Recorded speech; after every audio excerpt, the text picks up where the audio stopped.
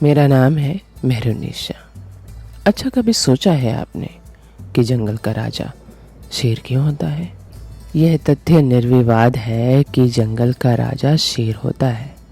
हमने इसे एक तथ्य, एक सत्य इसीलिए माना है क्योंकि सभी ने शेर को राजा जैसा बर्ताव करते देखा है। ताकतवर, निडर, साहसी और अपनी मर्जी का मालिक। लेकिन अगर हम गुणों की बात करें तो जंगल के दूसरे जानवरों में भी बड़े बड़े गुण दिखते हैं। अगर हम लंबे शरीर की बात करें तो जिराफ सबसे लंबा जानवर है। उसके सामने शेर दिखाई भी नहीं देता। हाथी शेर के मुकाबले कहीं ज़्यादा ताकतवर होता है। अगर शिकंजे में आ जाए तो वह शेर को अपनी सूंड में लपेट कर आसमान में ऊंचा उछाल सकता है। जब फुर्तीलापन की बात आती है तो शेर से पहले हम चीते के बारे में सोचते हैं, क्योंकि वह ना सिर्फ सबसे तेज भागने वाला जानवर है, ज़रूरत पड़ने पर पलक झपकते ही पेड़ पर भी चढ़ जाता है। चालाकी के मामले में लोमड़ी को भला कौन मात दे सकता है?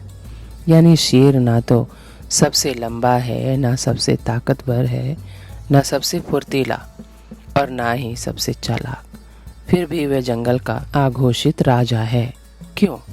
थोड़ा जोर लगाकर सोचिए कि आखिर क्यों वह जंगल का निर्विवाद राजा है। वह राजा है क्योंकि वह मानता है कि वह राजा है। उसके मानने के कारण ही तो वह जंगल का राजा है। वह अंदर से महसूस करता है कि वह राजा है। जिस दिन वह खुद को राजा मानना बंद कर देगा, उस दिन वह जंगल का राजा नहीं रहेगा। जो शेर नहीं मानता कि वह राजा है तो वह राजा जैसा जीवन भी नहीं पाता। उसे जंगली कुत्ते या लकड़बग्गे नोच डालते हैं, वैसे उनका काम तमाम कर देते हैं। तो ये सारा खेल अंदर से खुद को राजा मानने का है। शेर की तरह अगर आप भी अपने आप को कुछ मानो तो आप पर भी ये बात लागू होगी। दरअसल जब आप किसी बात पर पूरा भरोसा करते हैं तो ये भरोसा आपके अवचेतन मन में चला जाता है और अवचेतन मन का लिंक सीधे ब्रह्मांड की शक्तियों से होता है। हम मूल रूप से ब्रह्मांड की ही संतति हैं।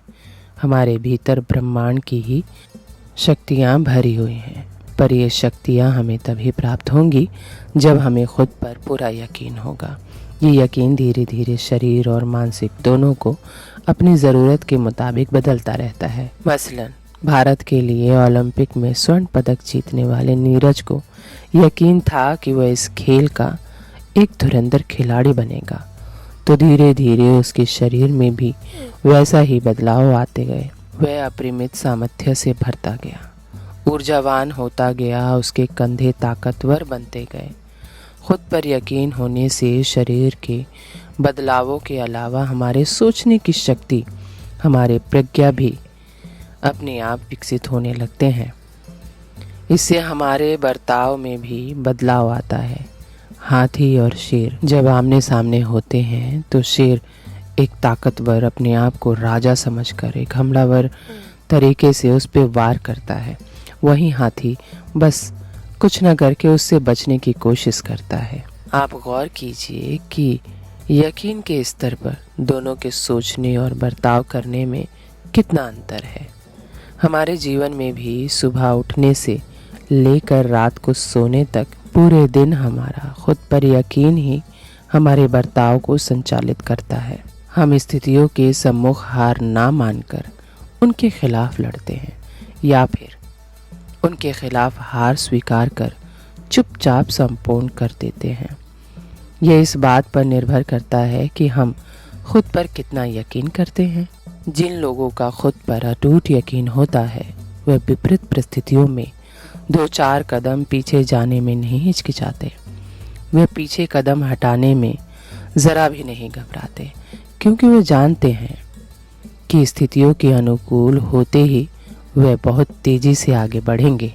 यह ऐसा ही है जैसे चैंपियन वादक आखिरी समय तक सबसे आगे दौड़ने वाले के पीछे बना रहता है।